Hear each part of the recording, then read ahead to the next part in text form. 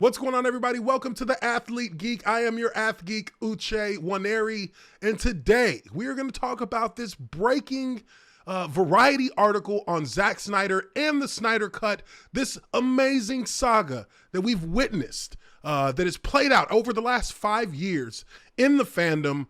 We have asked for it. We have demanded that we get the Snydercut, release the Snydercut, restore the Snyderverse. We have asked for those things, and now we are getting it on HBO Max March 18th, and that is something that we should all be applauding. That's something that we should all be in joy of.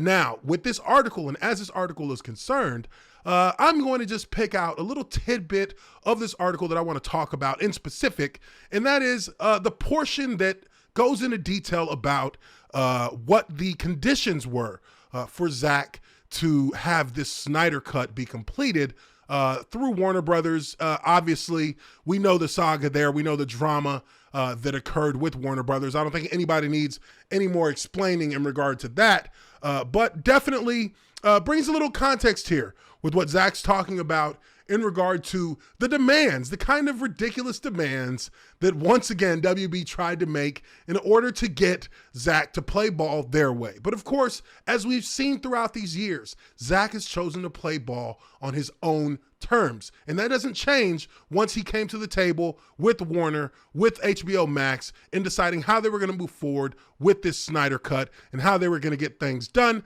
So let's take a look here at this article, or at this piece from the article, where it talks about the initial conversations that were made between Zack Snyder and Warner Brothers. Now it says here, initially, says Snyder, Warner Brothers just wanted to release the raw footage on his laptop. Now, to give you a little context on that, Zack Snyder had a copy of the Snyder Cut on his laptop. It's something that he took as a memento when he left the project due to a tragedy that happened in his family. Now, when he was speaking to the higher ups at Warner Brothers in regard to bringing this vision back to life, they asked that he release the raw footage that he already had. So this was basically an assembly cut that didn't have all of the bits and pieces and all of the computer effects that would be rendered through. It didn't have the polish. It didn't have, the buttoned up status that you normally would want when you're releasing a product to the mass public. And of course, Warner Brothers wanted him to bring out something that would be seen in a much more dimmed light than it deserved. And he said no. He said to hell with that. We're not going to do it like that. So when they asked him to release the raw footage on his laptop, Zack said, I was like, that's a no.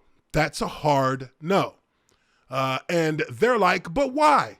You can just put up the rough cut. Snyder didn't trust their motivations.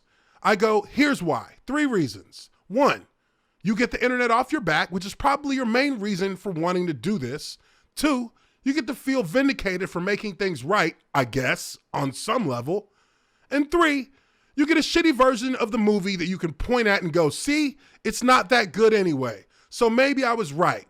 I was like, no chance. I would rather just have the Snyder Cut be a mythical unicorn for all time.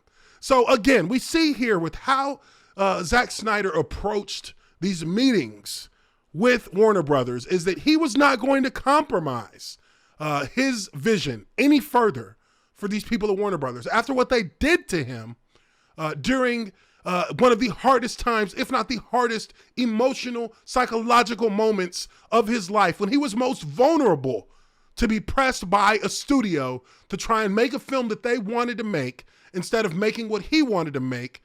It forced him to step away from the project.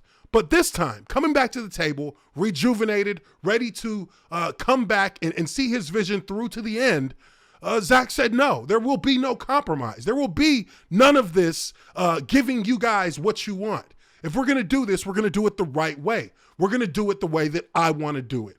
And now we see here in front of us today that we have a March 18th date for a 4-hour-long Zack Snyder Justice League epic that I am absolutely thrilled to see. I'm absolutely looking forward to it. And if I'm being quite honest, I think that, the world is thrilled and looking forward to it as well. This man has dropped 18-second teasers that have trended 4 different trending topics all at one time since he has started this solo promotion for his movie, The Snyder Cut. He's received no real backing from Warner Brothers in doing this promotion leading up to the release of this 4-hour epic on HBO Max. Now, of course, HBO Max has done some promoting. They've retweeted things of that nature. But really, as we all know, with Zack coming out here on his own, doing it his way, he has an entire army of Snyder Cut fans who are going to help uplift his message. And we've seen that with the way that he's trended over the last months. This guy has done nothing but break the internet since the Snyder Cut has been made official. And now, leading into the less than a month wind up to the Snyder Cut, you're going to see even more of that from people who were part of this community, part of this Snyder Cut, release the Snyder Cut community, guys who have been there for 5 years, who have stuck by him all the way. We're going to continue to push and help promote this movie as best we can. But let me know, what do you guys think? Zack Snyder not willing to compromise anymore in his vision for the Snyder Cut. Let me know what you guys think. Leave your comments down below. And if you like this video, do me a favor, hit that like button, subscribe to the Athlete Geek, Uche Waneri. I appreciate you guys so much for checking out this video, and I will catch you all on the next one. Peace.